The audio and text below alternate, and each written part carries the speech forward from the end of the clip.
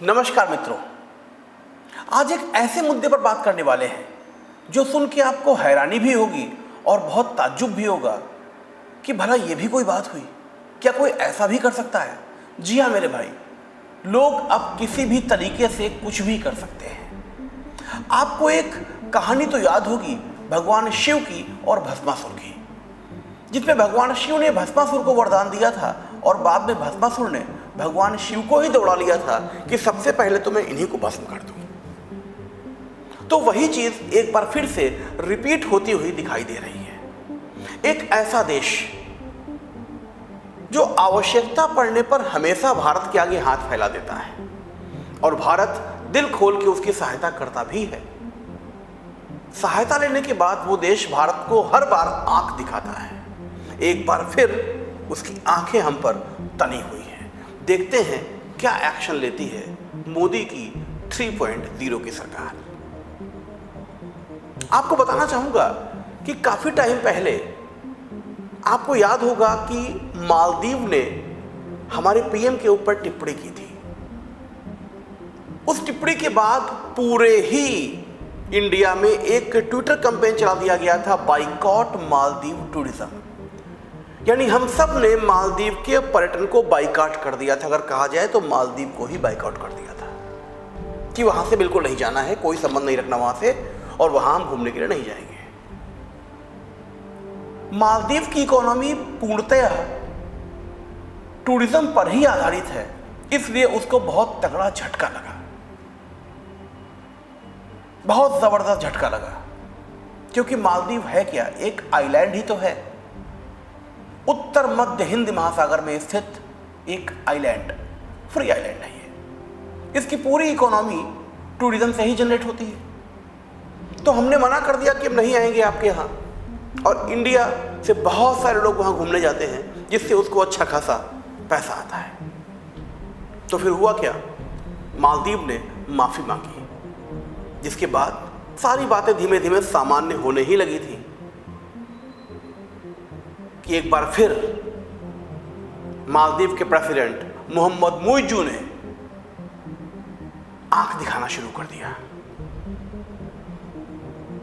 जबकि इसके पहले अभी 20-25 दिन पहले की बात है कि इंडिया ने मालदीव को $50 मिलियन की सहायता दी है।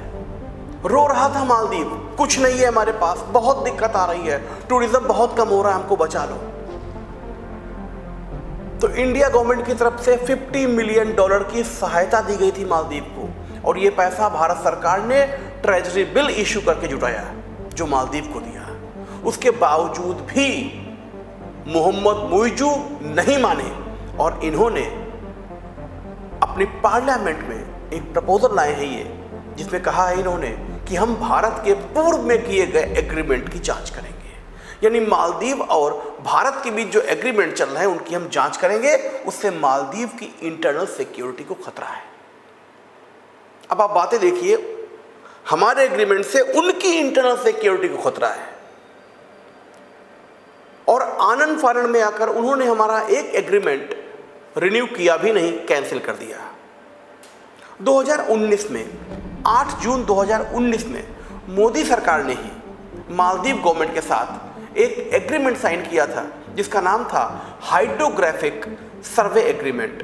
इस एग्रीमेंट के द्वारा भारत सरकार के द्वारा इनकी समुद्र की सीमाओं में लेगून्स, चट्टानों, ज्वार का, धाराओं का सर्वे किया जाता है। और ये सर्वे हमने किया भी, 3 बार इस सर्वे को किया गया। 2021 में पहला सर्वे किया गया, 2022 में दूसरा सर्वे हुआ, और 2023 में हमने इन्हीं के साथ मिलकर, यानी वो ज्वाइंट सर्वे किया गया था। 7 जून 2024 को वो एग्रीमेंट फिर से रिन्यू होना था, लेकिन मुइज़्ज़ू सरकार ने उसे कैंसिल कर दिया, रिन्यू नहीं किया। इनका कहना है कि उससे हमारी इंटरनल सिक्योरिटी को खतरा हो रहा है। तो आप सोचिए, जो हमसे पैसा ले जाते हैं अपने देश की अर्थव्यवस्था को सही करने के लिए, जो अक्सर हमसे कहते हैं कि हमारे यहां घूमने के लिए आ जाइए, वही अब हमको आंख दिखा रहे हैं और हमारे एग्रीमेंट का सर्वे करेंगे कि उनको लगता है कि हम उनके साथ चीटिंग कर सकते हैं। तो ऐसे देशों के साथ रिश्ते रखने चाहिए या नहीं? कमेंट बॉक्स में कमेंट करके ज़रूर बताइएगा कि मालदीव हमको जाना चाहिए या नहीं जाना चाहिए। कमेंट इतनी कीजिएगा, इस वीडियो को शेयर जरूर कीजिएगा ताकि सरकार तक पहुंचे और सरकार को ये पता लग सके कि हमारे देश की जनता मालदीव के साथ रिश्ते कैसे चाहती है। राधे राधे।